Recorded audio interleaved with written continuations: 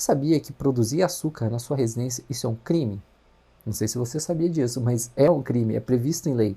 Então, se você for pego, né, produzindo açúcar na sua casa e for levado até a autoridade policial, o que você vai falar para ele? Olha, pô, pelo amor de Deus, eu não sabia que essa conduta era criminosa. Por que você vai me processar? Então é exatamente isso. Eu errei porque eu não sabia que isso era proibido. O erro de proibição está relacionado a isso.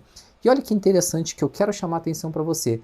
Vamos ler de novo o que diz o artigo 21 do Código Penal? Vamos lá dar uma olhadinha então no que tem no slide. O desconhecimento da lei é inexcusável. O desconhecimento da lei é inexcusável. O que quer dizer desconhecimento da lei ser inexcusável? Você jamais pode alegar que praticou ou fez alguma conduta por não conhecer a lei. Isso daí não justifica, isso é muito comum acontecer, tá? Muitas das vezes, o cara, quando eu trabalhava em Porto Velho, trabalhava muito em sobreaviso, acontecia do cara, eu não sabia que isso daqui era crime, que existia essa lei falando que isso daí era crime. Olha só que eu quero que você entenda agora. Preste bastante atenção. Eu dizer para você que eu não conheço a lei é muito diferente de dizer que eu não conhecia que aquilo, não sabia que aquilo era errado. E por que eu estou falando isso?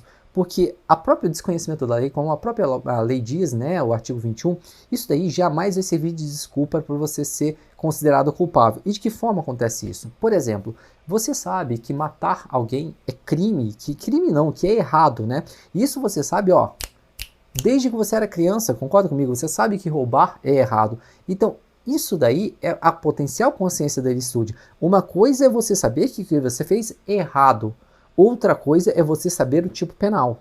Então, por exemplo, muito antes de você estudar direito penal e saber que o crime de homicídio era o 121, você sabia que matar alguém era crime. Se você já tinha 18 anos, você responderia normalmente por homicídio, mesmo que você não conhecesse a lei, mesmo que você não conhecesse o Código Penal. São duas coisas muito distintas. Algumas vezes, essas duas coisas andam de mão dadas. Por exemplo, no exemplo que eu dei de produção de açúcar, né, na sua residência. Você não sabia que essa lei existia e você muito menos sabia que essa conduta era considerada criminosa e é um bom exemplo de erro de proibição. Até aqui você conseguiu compreender, concorda comigo?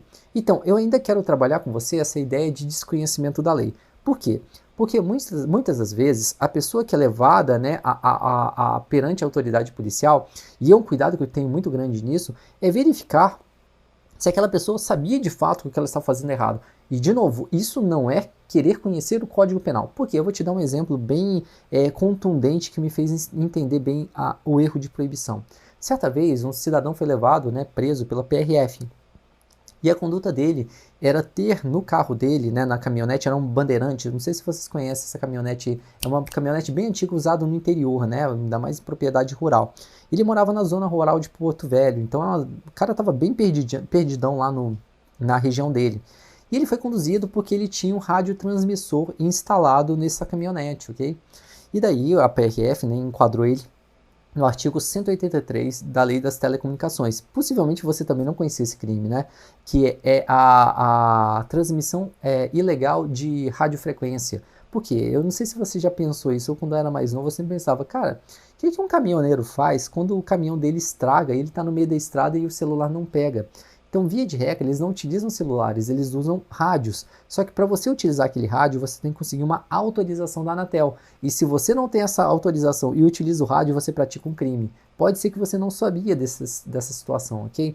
Mas isso daí é um crime. E a partir de agora você sabe que isso é crime, entendeu? Então vamos lá pensar na situação desse senhor que foi preso. Ele era um cara super simples, não sabia ler. Ele foi conversar comigo de uma forma bem ele nem olhava na minha cara, ele ficava olhando para baixo, né? Com vergonha de olhar para mim. Eu falei, senhor, por que você não tá olhando para mim? Ele falou, não, não, senhor. E olha, ele deve ter o dobro da minha idade. E ele me chamando de senhor, isso me deixava bastante constrangido, porque ele me via assim muito acima, né? E eu falei com ele, não, senhor, fica tranquilo, aqui você está sendo ouvido, né? Você foi conduzido, mas explica o que foi. Ele ficava todo sem graça, não querendo me olhar. E eu perguntei, vem cá, você sabia que não pode? Eu nem perguntei se é aquele, você sabia que não pode ter esse rádio?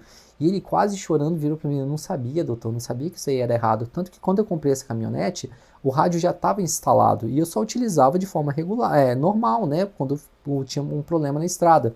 E daí eu cocei a cabeça e fiquei pensando o seguinte, vem cá, você acha que esse cidadão tem ideia de qual é a lei de telecomunicações, ele não sabe nem o que é código penal. Então, a questão aqui toda não é desconhecimento da lei, porque muitas pessoas que sabem o que é certo e errado não conhecem a lei, mas sabem o que é certo e errado.